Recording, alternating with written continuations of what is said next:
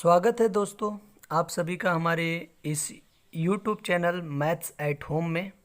मैं नितेश पांडे आज केमिस्ट्री भाग 2 रेडॉक्स रिएक्शन रेडॉक्स अभिक्रिया का आज दूसरा लेक्चर लेकर आया हूं। हमने अपने पहले लेक्चर में आप सभी को ऑक्सीकरण का परिभाषा और अपचयन की परिभाषा बताया था। साथ ही साथ ऑक्सीकारक पदार्थ क्या होते हैं, अपचयन पदार्थ क्या होते हैं, उसको हमने अगले लेक्चर में आप सभी को बताया था। तो आइए दोस्तों, आज मैं अपने इस लेक्चर में सीखूंगा कि ऑक्सीकरण संख्या क्या होता है और साथ ही साथ ऑक्सीकरण संख्या क्या होता है और उसके साथ ऑक्सीकरण संख्या कैसे निकाला जाता है। दोस्तों, यूपी बोर्ड के एग्ज़ाम में अधिकतर ऑक्सीडेशन नंबर निकालने को पूछता है।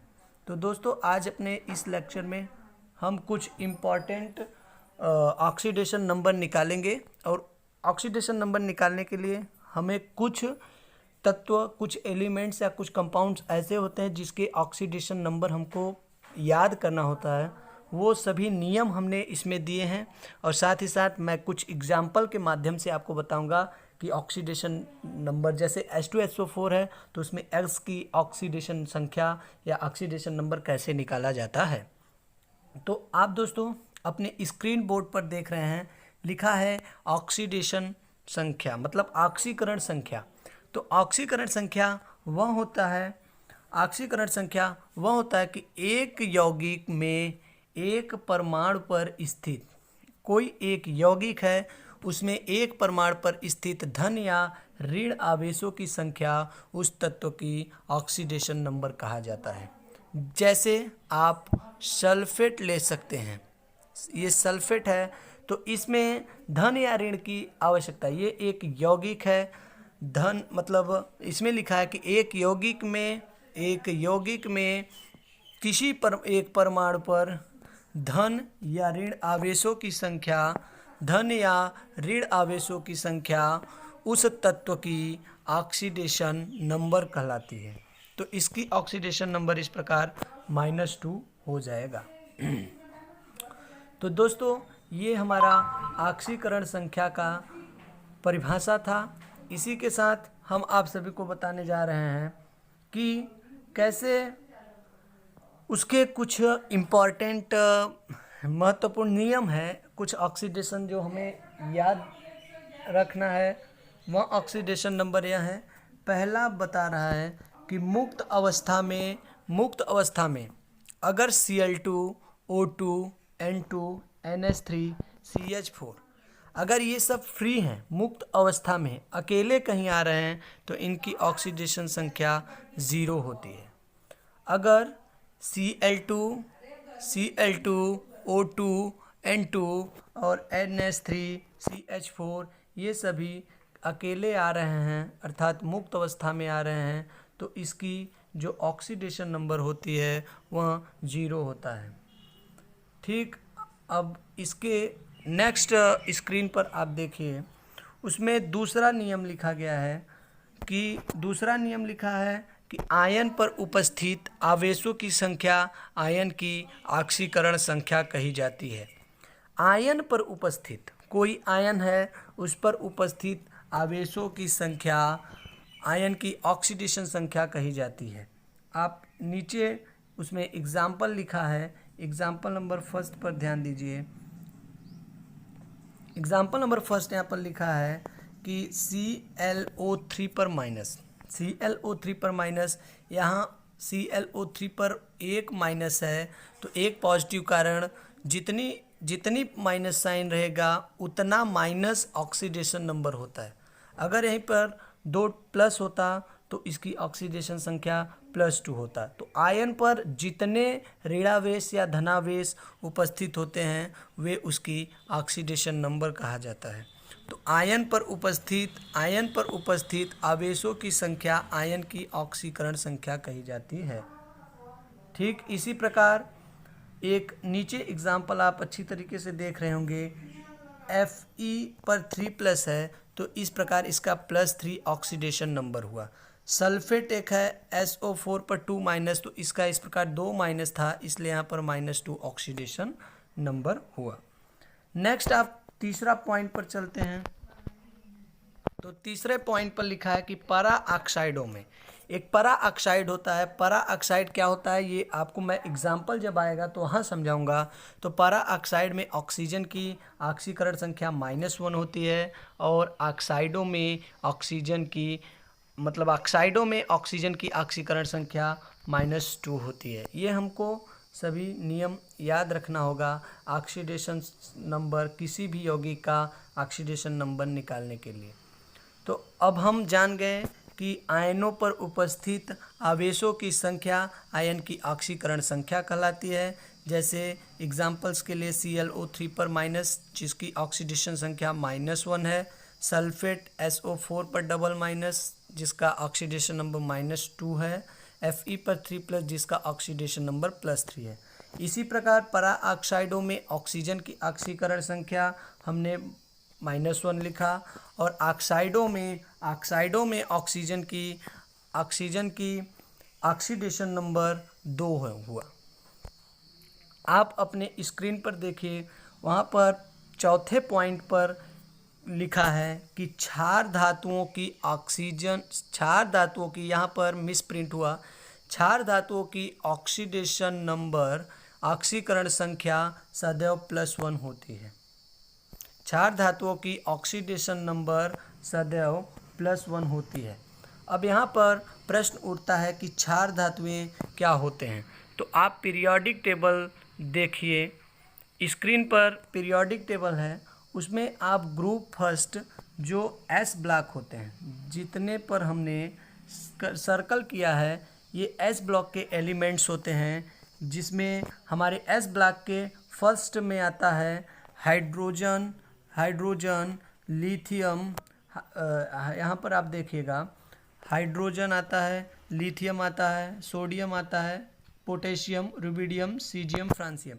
ये जितने आए, ये S ब्लॉक का समूह फर्स्ट, ये सभी क्षार धातुएं होते हैं और इसकी ऑक्सीडेशन नंबर सदैव +1 होती है। तो ये क्षार धातुएं हैं, ये जिस किसी यौगिक में आते हैं तो उसकी ऑक्सीडेशन संख्या +1 होती है। फिर हम अपने पॉइंट पर आते हैं। जो 5वां पॉइंट लिखा गया है, क्षारीय मृदा धातु। क्षारीय मृदा धातु की ऑक्सीकरण संख्या +2 होती है। जो भी क्षारीय मृदा धातु होंगे उसकी ऑक्सीडेशन संख्या +3 होती है। आप एक बार फिर अपने पीरियोडिक टेबल पर ध्यान दीजिए। पीरियोडिक टेबल में आप जो समूह फर्स्ट ग्रुप था, उसके पीछे, उसके जस्ट बगल है बेरिलियम, मैग्नीशियम, कैल्शियम, स्ट्रोंशियम, जितने पर अभी मैंने सर्कल किया, ये जितने भी एलिमेंट्स हैं ये क्षार धातु के एलिमेंट्स होते हैं। ये क्षारीय मृदा धातु है, ये क्षारीय मृदा धातु हैं। ये चीज़ आपका क्षारीय मृदा धातु है, जिसे beryllium, magnesium, calcium, strontium, barium, radium, ये सभी क्षारीय मृदा धातु होते हैं।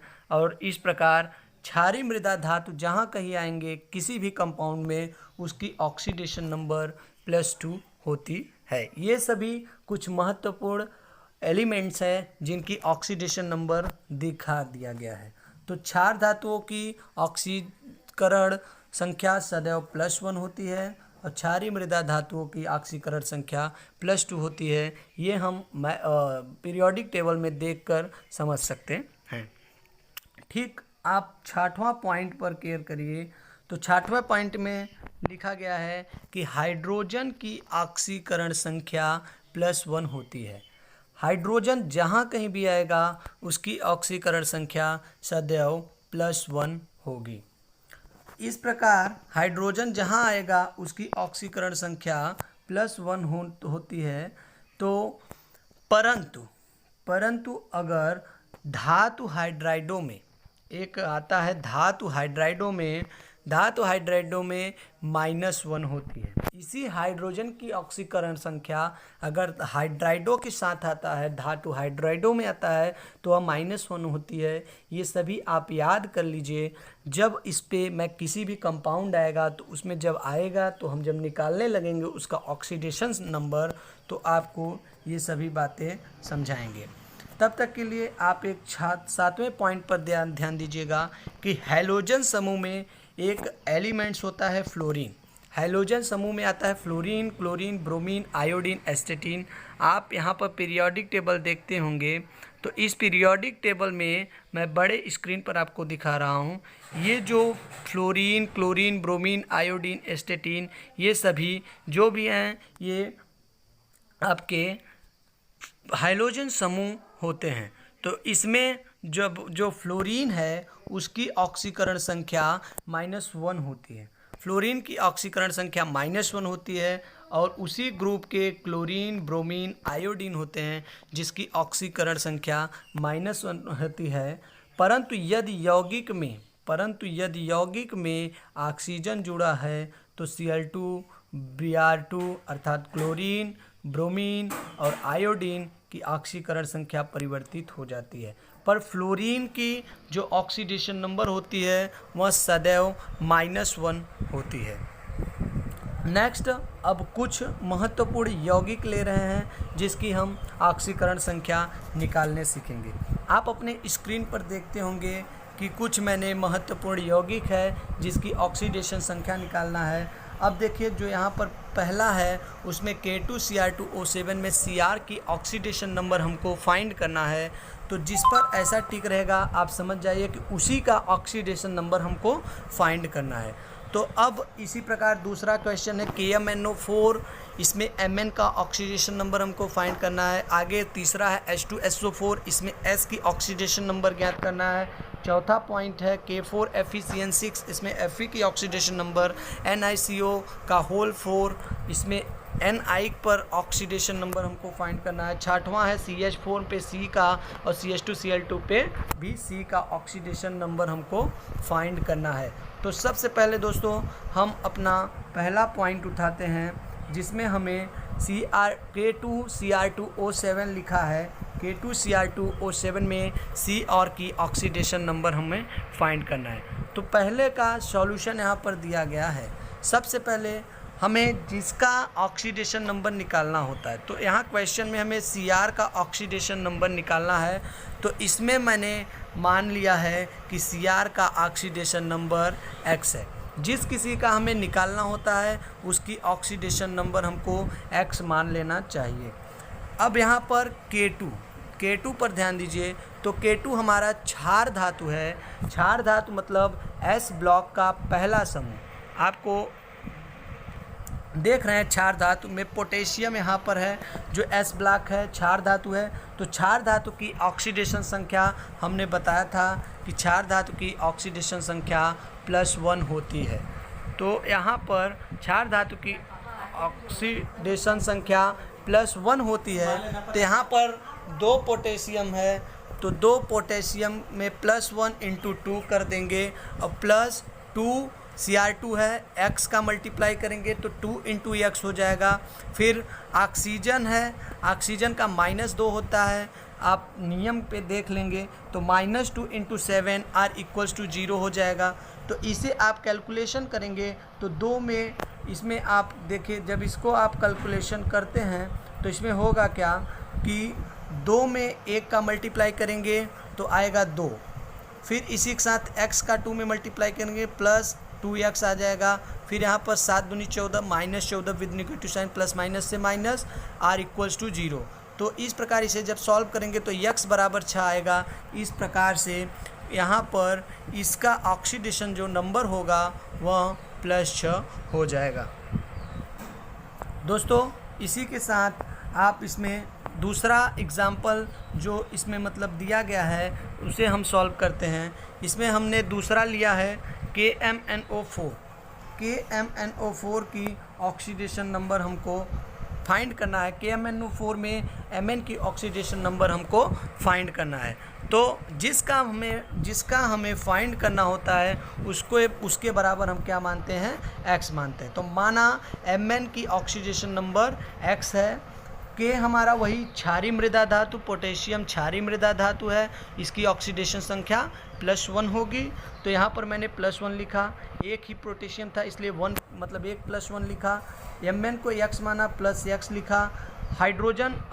ऑक्सीजन का होता है -2, तो यहाँ पर मैंने -2 लिखा। उसमें 4 ऑक्सीजन है तो इसलिए 4 का मल्टीप्लाई किया, r = 0 रखा। r = मैंने 0 रखा तो यहाँ पर हमको मिला, इसको हम पुनः सॉल्व किए हैं तो +1 + x को ऐसे ही 4 में -2 का मल्टीप्लाई -8, r = 0, तो x = 7। इस प्रकार से यहाँ जो Mn की ऑक्सीडेशन नंबर होगी, यहाँ पर Mn की ऑक्सीडेशन नंबर हमको -7 मिला है। तो ठीक इसी प्रकार एक और एग्ज़ाम्पल हम सॉल्व कर रहे हैं जो आपके स्क्रीन बोर्ड पर है। H2SO4 दिया है। तीसरा है एग्ज़ाम्पल, H2SO4 में हमें S की ऑक्सीडेशन नंबर ज्ञात करनी है। तो जिसकी ऑक्सीडेशन नंबर ज्ञात करनी होती है उसके बराबर हम x मानते हैं। तो माना स्क्रीन पर देखिएगा, S का ऑक्सीडेशन नंबर x मान लिया।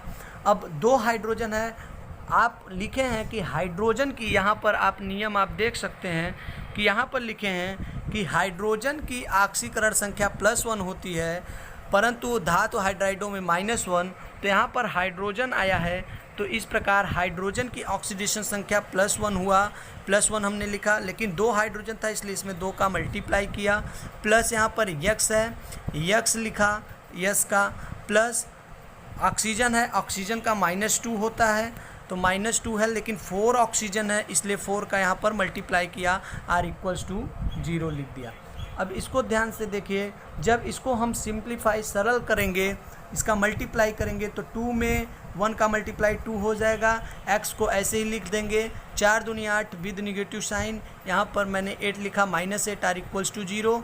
इस प्रकार हमको मिला x = +6। तो यहाँ पर हमें S की ऑक्सीडेशन संख्या हमें कितना मिला, +6। तो इसी के साथ एक और एग्ज़ाम्पल करते हैं।